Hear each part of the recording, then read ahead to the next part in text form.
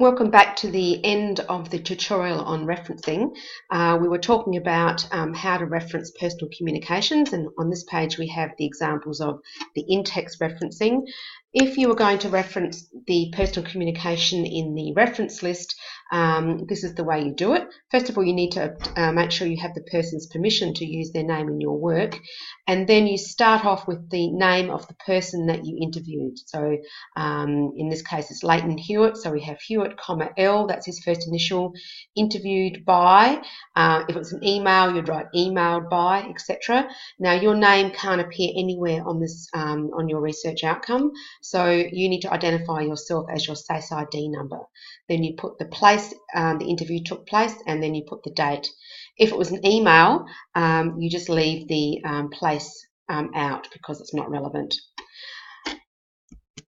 All right, if you do a survey, basically surveys that you conduct yourself don't appear in the reference list, but they should become part of your appendices. Now, an appendix does not count towards your word count, so it's a good way to save some words. The rule is that anything that you put in an appendix at the end, you have to refer to and discuss in the main body of your research outcome. Often what happens is you would not put the whole complete survey with all your responses in the reference list. You'd put a summary of your results.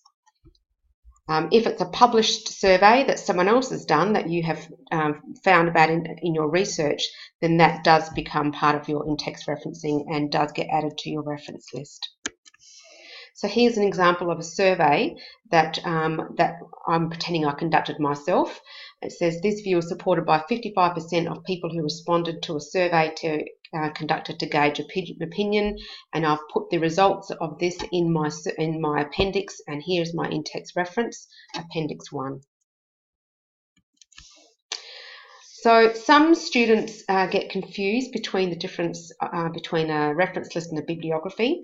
A bibliography lists everything that you have looked at and read to do with this topic, whereas a reference list only includes sources that you have had an in-text reference for in your assignment. So generally a bibliography is a lot longer, more extensive than a reference list.